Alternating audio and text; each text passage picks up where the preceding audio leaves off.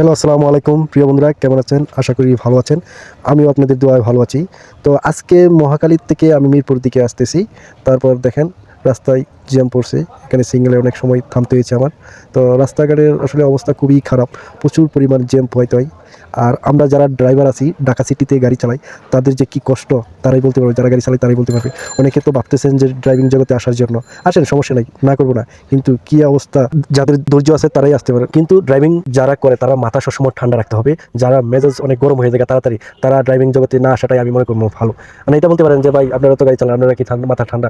ভাই আমরা যদি মাথা ঠান্ডা না রাখি, ঠিক আছে, তাহলে প্রতিদিন আমাদের জগা করতে হবে। আর বর্তমান যে অবস্থা ঢাকা শহরে, ঠিক আছে, এখন এই যে আপনারা টেসলা বলেন না, বাইকারদের তো বিরক্ত করি এরপর পাশাপাশি আবার এই যে টেসলা বলেন না, রিক্সাওয়ালা, তাদের জারি শুনলে মনে হইবে কি জানেন, তারা লাইসেন্স প্রাপ্ত ড্রাইভার আর আমরা হচ্ছে লাইসেন্স ছাড়া ড্রাইভার। মানে আমরা প্রশিক্ষণ প্রাপ্ত ড্রাইভার না, ঠিক আছে, আমাদের সাথে এরকম আচরণ করে, ঠিক আছে, মালিকরাও করে, আবার রিক্সা চালকরাও সেম কাহিনীরা করে। এটা আসলে আমরা মাথা গরম করি না, কারণ কি জানেন, বুদ্ধিমানটা কখনো ঝগড়া করে না। হ্যাঁ, আমরা অনেকে যারা আছি আর কিছু কিছু ড্রাইভারদের জন্য আমাদের হয়তো বদলাম হয়, ঠিক আছে। আমি রিকোয়েস্ট করবো, সেই ভাইদেরকে আমি রিকোয়েস্ট করবো, ভাই ফাড়াফাড়ি করার কোনো মানে আসে না। হ্যাঁ, আপনার দরকার কি ফাড়াফাড়ি করা? আস্তে আস্তে সাবধানে চোখ কান খোলা রেখে আপনি গাড়ি চালান, দেখবেন আল্লাহর রহমতে কোনো ঝামেলা পোয়াইতে হবে না ঢাকা সিটিতে গাড়ি চালাতে গেলে।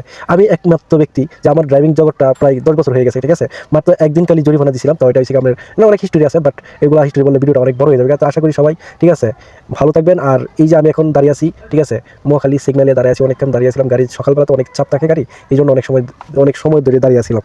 তো এরপর আপনার যখন প্রায় 15-20 মিনিটের মতো দাঁড়িয়ে ছিলাম, তারপর আবার তারা যখন সিগন্যাল খুললো তখন আবার আস্তে আস্তে আগিয়ে তারপর আমি মিরপুরের দিকে যেতে চাইছি। তখন আস্তে আস্তে মিরপুর দিয়ে যাওয়ার সময় এখনও দেখেন, যারা নতুন ড্রাইভার আছেন তাদেরকে আমি বলবো খুব সতর্কভাবে ঢাকা শহরে গাড়ি চালাতে হবে, মাথা ঠান্ডা রাখে। যদি আপনার মাথা হট থাকে তাহলে আমি মনে করি ড্রাইভিং জগতে না আসাটাই ভালো। দেখেন কতক্ষণ দাঁড়িয়ে রয়েছি সিগনালে, এখনো ছাড়তেছে না, ঠিক আছে, অনেক কারণ দাঁড়িয়েছিলাম, তারপর ছাড়ে নাই, পরবর্তীতে আসছে, পরে আস্তে আস্তে আগাইতে আপনার মহাখালী যে রেল ক্রসিংটা আছে